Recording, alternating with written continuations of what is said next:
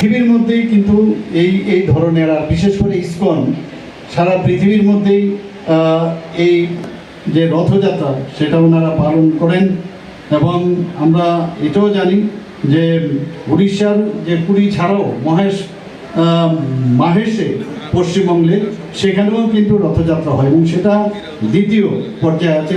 আমাদের পুরীর পরে সেটা দ্বিতীয় প্রাচীনতম রথযাত্রা বলে পরিচিত।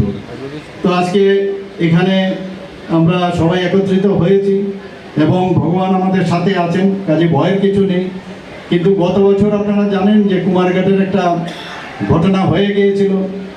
তো এই কারণে আমি যখন এই রথযাত্রার উৎসব চারিদিক থেকে যখন আমরা জানি সেটা হবে, আমি ভিডিও কনফারেন্সের মাধ্যমে আমি সমস্ত আমাদের ডিস্ট্রিক্টের যেখানে যেখানে রথযাত্রা হবে আমি তাদের ডিএমের সাথে কথা বলেছি, এসপিদের সাথে কথা বলেছি, এসডিএমদের সাথে কথা বলেছি, এবং ওনাদেরকে আমি বলেছি, আমার সাজেশন আমি দিয়েছি যে তার হাইট কতটুকু হবে সেটা আমি বলে দিয়েছি। যদি প্রসেশন বেরোয় যেন পুলিশ তো থাকবে, আরক্ষা দপ্তরে ওরা থাকবে, কিন্তু ফায়ার ব্রিগেড এবং যারা লাইন ডিপার্টমেন্টের, বিশেষ করে আমাদের যে পাওয়ার ডিপার্টমেন্টে, সেখানে তারা যেন মই নিয়ে সাথে সাথে থাকেন, আর অ্যাম্বুলেন্স তো থাকবেন। সেগুলো আমরা আমার তরফ থেকে আমি অ্যাডভাইস দিয়েছিলাম, এবং সময়ের মধ্যেই যেন সেটা শেষ করা হয়।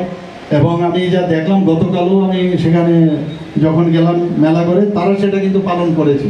আজকেও আমি এখানে দেখলাম যে মোটামুটি এখানে ডিএম সাহেব আছেন, ওনার সাথে আমার কথা হয়েছে ভিডিও কনফারেন্সে, এবং সেটাই হবে আমাদের এই ধরনের একটা সমারোহতে। আমি বলবো যে এই যে আনন্দের উৎসব, সেটা যেন মানে কোনো রকম ঘটনা ছাড়া সেটা আমাদের যদি পালন হয়, এর চাইতে বড় সুখের আর কিছু হয় না। এবং আমি শিওর সেটা আমরা সবাই মিলে আমরা সেই কাজটা আমরা করব।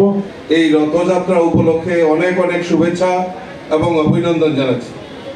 আমাদের কাছে রথযাত্রা একটা পরম্পরা, আমাদের সনাতন ধর্মে যারা আমরা বিশ্বাস করি, আমাদের কৃষ্টি এবং সংস্কৃতিকে ধারক এবং বাহক এই রথের মেলাকে উপলক্ষ করে আমাদের বহু লোকের সমাগম হয়।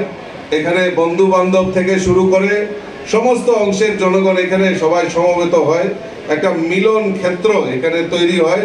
তো কাজেই এই রথের অনেক মাহাত্ম্য রয়েছে। আমি আজকে সারা ভারতবর্ষেই এই রথযাত্রাকে সামনে রেখে অনেক ভক্তবৃন্দের সমাগম হয়েছে। আর আমরা সবাই জানি জগন্নাথের সেই পুরী ধামে বিশাল বড় রথের সেখানে আয়োজন করা হয়েছে। তো তদ্রূপ আমাদের এই আগরতলা ত্রিপুরা রাজ্যেও বিভিন্ন জায়গায় মঠ মন্দিরে আজকে রথযাত্রার মেলা সংগঠিত হচ্ছে।